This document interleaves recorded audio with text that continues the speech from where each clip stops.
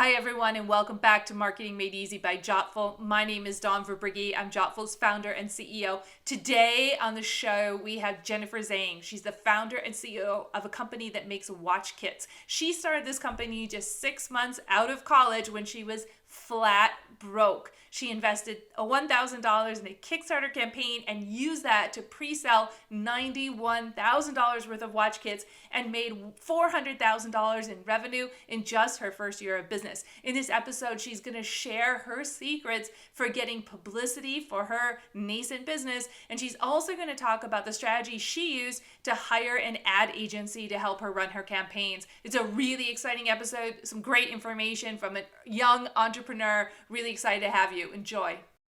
My business is just me, so I need a marketing plan that I actually have time to do. I never studied marketing, but I know I have to do it. Sometimes I just need help knowing where to begin. I never know if the money I spend on marketing is really paying off.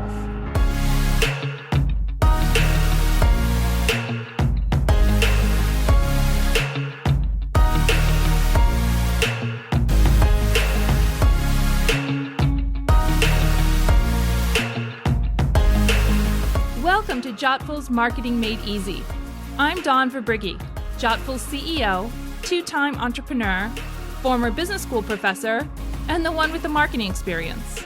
And I'm Natalie Bruno, Dawn's partner in crime, certified people person, and the one who speaks with small business owners every day about their website and marketing challenges.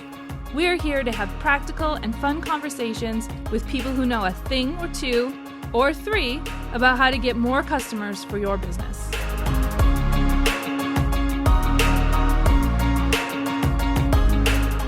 Jenny, can you talk a little bit about what it was like to start your business right out of college and what inspired you to do that? And then how did you go from the sort of that initial business to really getting some scale? Yeah, definitely. So I guess just to introduce myself first, the company I started is called Rotate. So Rotate sells all-in-one kits to build a mechanical watch. So all of our kits include the parts, tools, and guidance necessary to build a watch. So I initially came up with the idea back in 2017. So I was still in the middle of college. I was just like building watches as a hobby. And at that time, no such kit existed. So for a beginner individual like myself, it was very, very difficult to learn how to put together that first watch. So I ended up basically creating the kit I wish I had when making that. So I developed it like very slowly over the next 2 years. So I was still in college at that point. And then after I graduated, I actually worked full-time for a startup for like half a year. I was making like barely any money. And then half a year in, I decided like, I have this really great idea I've been sitting on and I haven't really acted on it yet. And I decided like no time like the present. So I ended up just quitting my job. 2 weeks later, I launched Rotate via Kickstarter. And that ended up being a way bigger success than I thought it would be. So I ended up raising over 91K, which was 600% of our goal. We only wanted like 15K in the beginning. Wow. And then after that, that gave us a ton of momentum, got us into publications like the New York Times and things like Gadget Flow, and then working with retailers like Touch of Modern, Fry's Electronics, and most recently, like last week, we just got into Brookstone. So I have been slowly growing. Congratulations. Thank you. That's huge. Thank you. Yeah, Brookstone was definitely one of the first like locations that I used as like a North Star, something that I really wanted to get into. So it's been about 1.75 years now. So we're coming up to 2 years now. But yeah, I've been slowly growing with time. Okay, so you really had your first big push on Kickstarter. And I think what a lot of people don't realize is a crowdfunding campaign is really a marketing campaign. Can you talk a little bit about how you went about that? And I know you had a very, very limited budget for this campaign. So how did you make sure that you used every penny of your budget to your best effect? Yeah, so my budget was very, very important to me. So at that point, I had like barely any savings. And the only way for me to really launch Rotate was through something like Kickstarter where I could, get funds to make the first batches of things. So that's how I decided on Kickstarter. And I remember I literally had 1.5 months to get it off the ground before I ran out of money. So it was like a big time crunch. So I ended up setting a time goal of 2 weeks for myself to prepare for the Kickstarter from the point that I Like That's not like a my lot. That's full-time not a lot of job. time, you know, Yeah, 2 months to it was prepare or 2 weeks to prepare for a really big marketing campaign. Yeah, exactly. So it was barely any time. So I guess I'll just walk through the timeline of what I did. So the Yeah. very first thing I did was look for a graphic designer and content creators who could put together the campaign.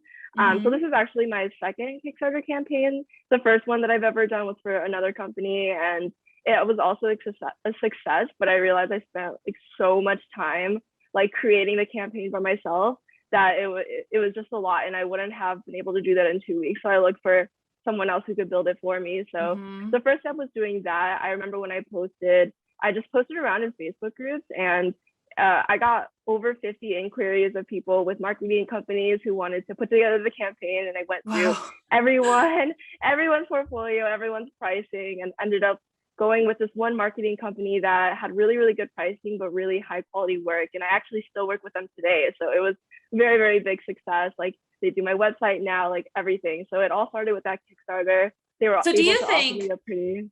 Do you think, sorry to interrupt here, but I know you said that you did a Kickstarter campaign before and that one was successful, but you learned some lessons from that one that you applied to this one. And I think that that's true with marketing generally, right? Like we'll often try and run the campaigns ourselves, learn enough so that we can hire somebody else to do a much better job than we did. How did you evaluate when you were looking at 50 different agencies that had applied for this position? How on earth did you evaluate them? Because I know for a lot of business owners, that's one of the biggest challenges is figuring out who's actually going to be good when they do their marketing and who's just really good at marketing themselves.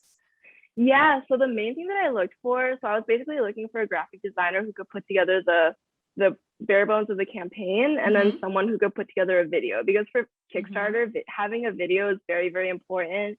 I think the stat is like over 80% of successful campaigns have a video. So I wanted like first and foremost was find someone who had a quality video. So that was way easier to screen just because like it's really easy to tell from someone's video portfolio whether they have the like knowledge to do it. They've worked with other products. So picking a video was relatively easy. And then the videographer I went with happened to have a marketing company that also had a graphic designer.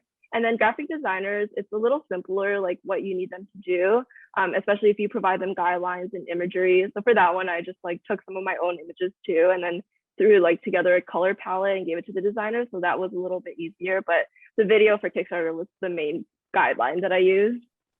Yeah. So you went through and you looked at the video portfolios and then you chose somebody. How much time did they then have to produce the work that you published on Kickstarter? Because a video is not something with a quick turnaround usually. Yeah, usually it doesn't have a quick turnaround. I remember for this one, so I actually ended up writing the script.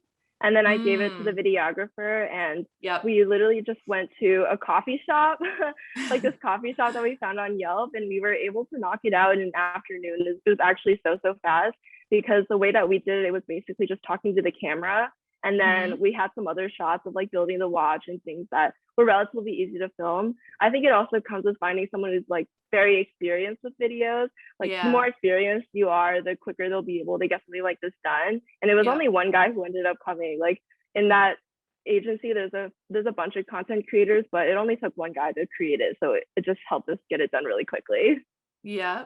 Yep. And so what did you end up spending the $1,000 on? Was it mostly the video? It was about half on the video and then half on the content creation, like building out the campaign. Yeah. And then how did you promote your Kickstarter campaign? How did you get the word out about it? Yeah, so I used a few different tactics. One thing that I was pretty set on from the beginning was not using one of the paid agencies that help promote crowdfunding, because when you launch your campaign, you'll have a ton of different agencies reaching out to you, like claiming that they can promote it better than anyone else and will give you such a high return. But I was very set on not doing that just because there's so many that reach out to you. You don't know who's actually going to give you a return. So I ended up doing a few tactics. So one of them was reaching out to publications. So I got really lucky. New York Times was the second person that I reached out to, and she ended up featuring my story like a couple of weeks later. Yeah.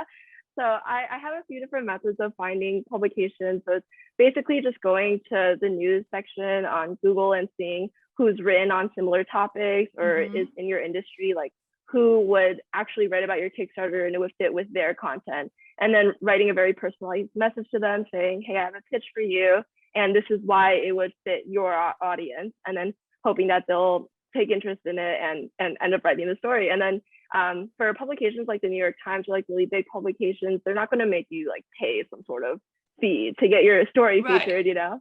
So it can be very low budget to do this. You just have to put the time in to do it yourself.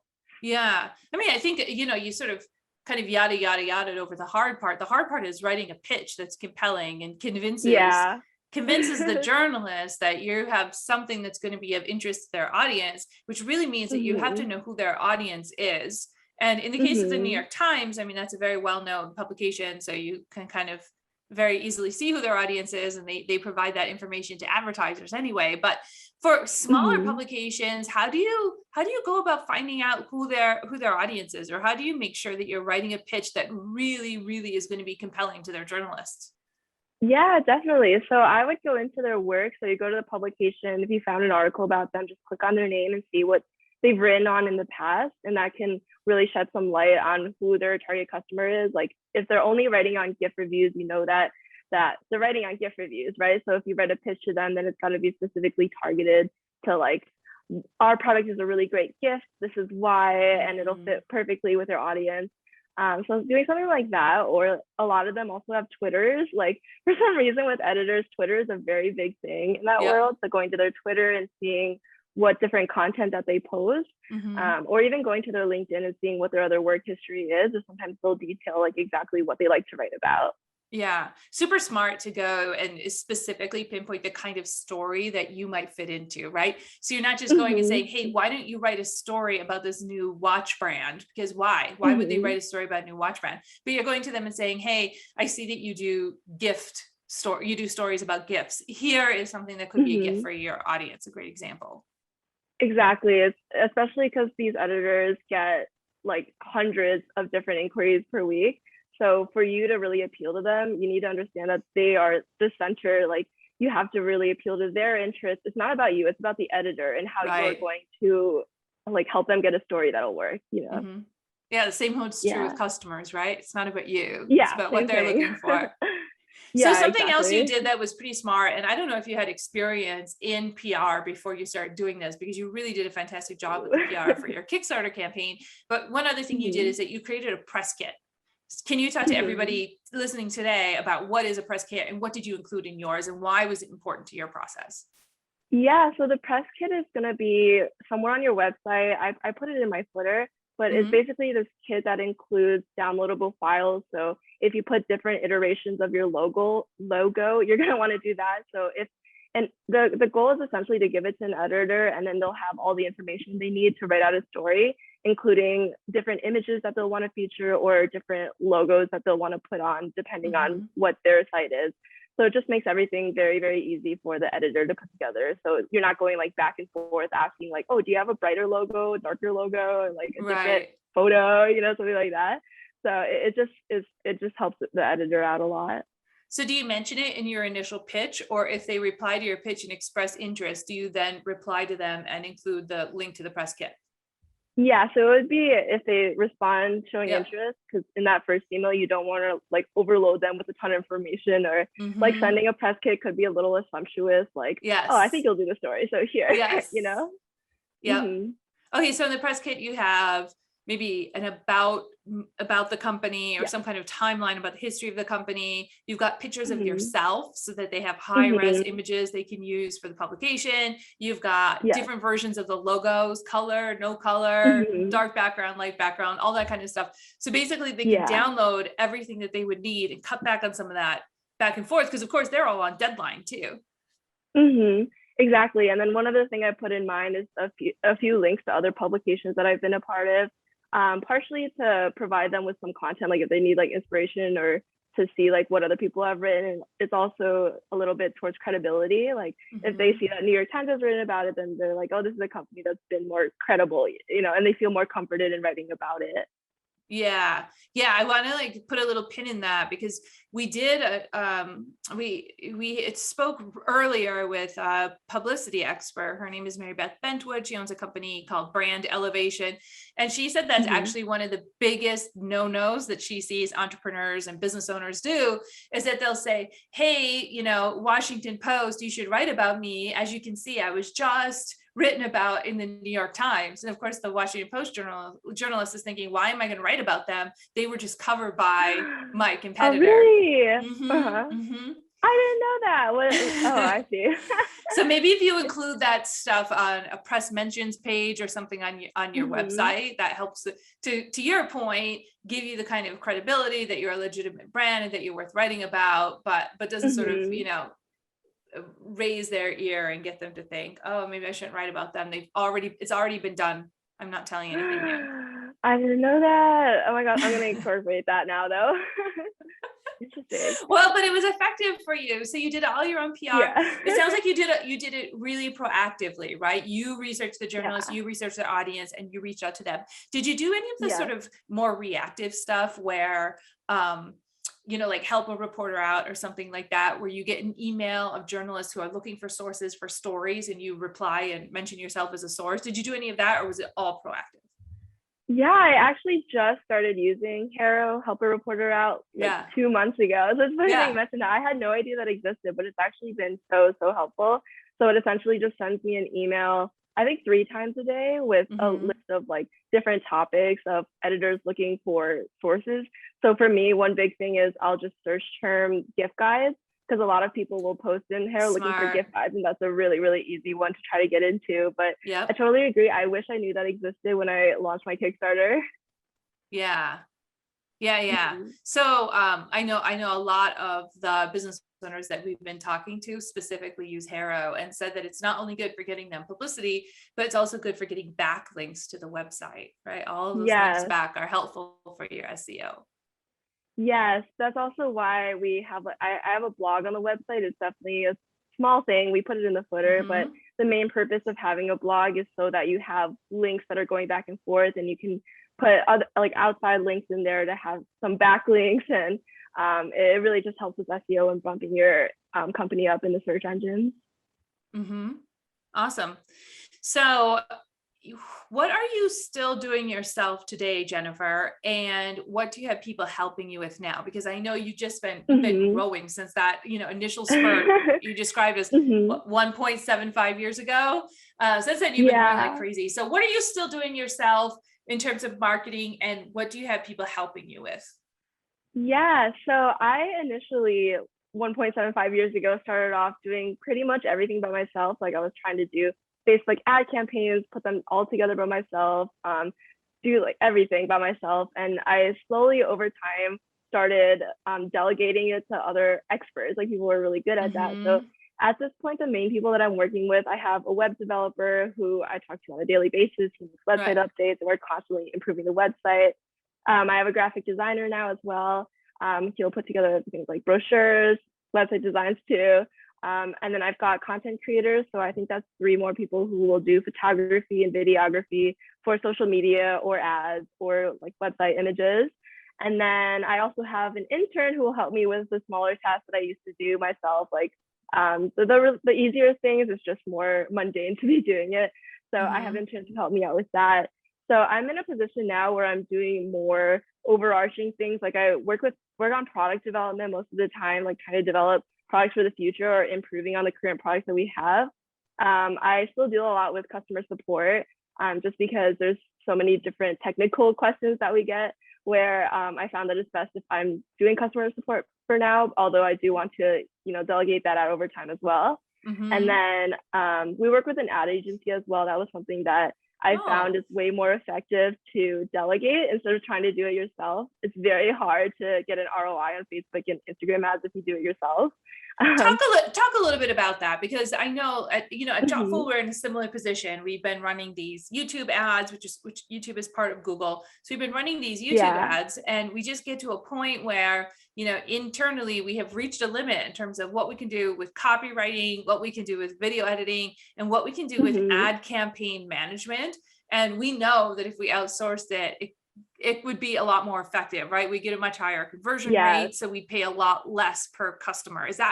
How did you Yes. decide, okay, it's time to start, bringing in an expert on this?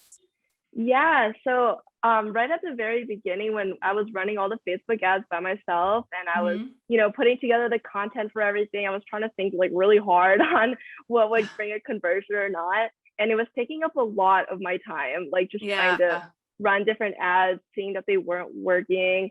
I actually heard that Facebook and Instagram control ads in a way where you're paying them the most. They're not trying to get you the highest conversion necessarily, but they're trying to get you to pay them more.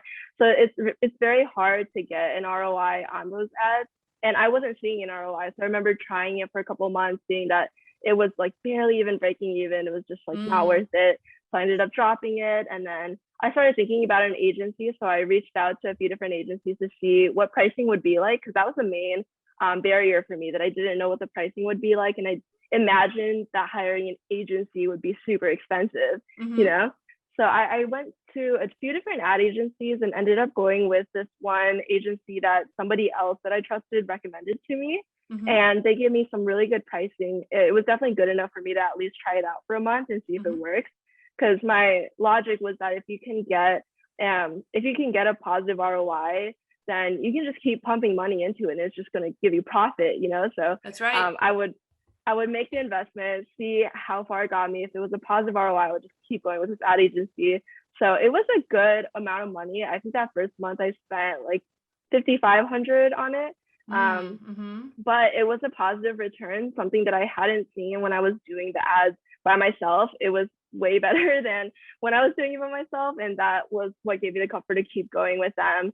Put more money into break it down. When you say you spent $5,500, was that all in media to Facebook? How much did you pay the agency?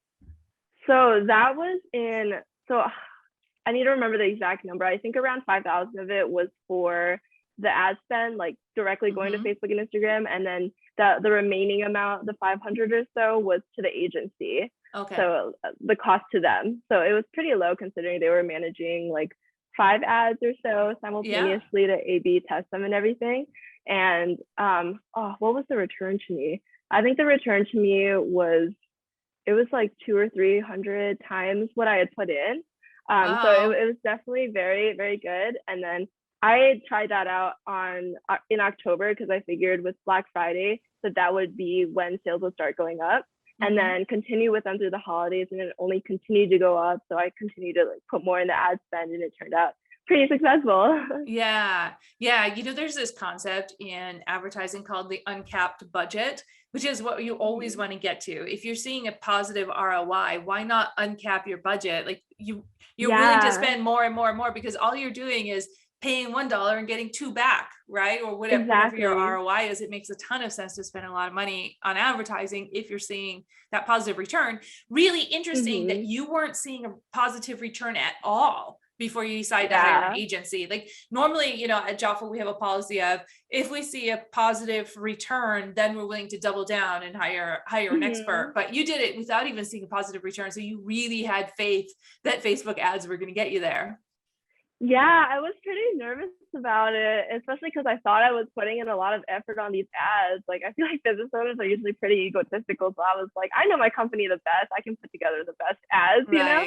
And it just wasn't the case. Like, outsourcing it to an agency, even though you're not the only company they're working on, they do this all day and they see so many case studies of what works and what doesn't.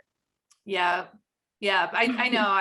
I feel like I'm just constantly reading more books, reading more blog posts, listening to more podcasts, and just learning more about how little I actually know about running these ad campaigns. Yeah. And the more I learn, the more I realize that we really need to hire out to an expert. It sounds like you had the same kind of realization at some point. Yeah, I agree. I feel like the main barrier for me was like, I always figured an agency would do better, but I figured it would cost so much more money than I had. Right. Actually reaching out, like if you start reaching out, getting quotes, explaining your company's size, a lot of them will be much more affordable than you think, or they'll give you like special offers or like budget, something that matches your budget. So how did you start reaching out? How did you find the first ones? So I had a lot of people reach out to me on LinkedIn or through like contact form submissions. So I went through a bunch of those, And then after a while, I started just like asking some of the people I was working with, like the different contractors or other like business partners, like if they had any recommendations. Or I have a good circle of friends who are also business owners, and I was also asking them, like, have you worked with an ad agency? Like, is there anybody that you'd recommend? And yeah, got together a good amount of agencies, and then from there I just picked which one had from their previous work had the highest ROI that they had to show for it, and then I just ended up going with them. Yep. And were you looking for an agency that did both the creative and ran the campaigns? Do they do both of that? So they do both of them, but I already had so much content just from like the marketing agency I currently work with, where I didn't need them to. So I ended up just providing them with a folder filled with hundreds of images, and then they picked from there, and then they slightly edited it so that it would show like some text above it, or the like New York Times Kickstarter stamps on it. But the ad agencies, for the most part, I think they do also create media if you want them to. Excellent, Jennifer. Yeah. So tell us, is there one thing that you regret, or is there one piece of advice you have for business owners listening today? I feel like since we're on this topic, I feel like the main thing I would recommend is to consider outsourcing to experts. Like I said, like from the very beginning, I was doing everything by myself because I thought that as the owner of this business, I know this business the best, and I would be able to produce, the best content for it. And it took me a while to realize that experts are experts for a reason. And even though they do cost a good amount more than if you were to do it in-house, it'll give you a way higher return that offsets it. So that's something I wish I would have done earlier, just going to more experts earlier on. Yeah. Great advice. Really great advice. Well, so happy you could join us today, Jenny. We're really excited to have you, and thank you so much for sharing your expertise. Thank you. I'm so happy to have done this. It was so great to talk to you. Well, that's a wrap. If you enjoyed this episode of Marketing Made Easy, please subscribe to Jottful's YouTube channel. That's Jottful. That way, you'll never miss an episode. We'll meet you on the next one.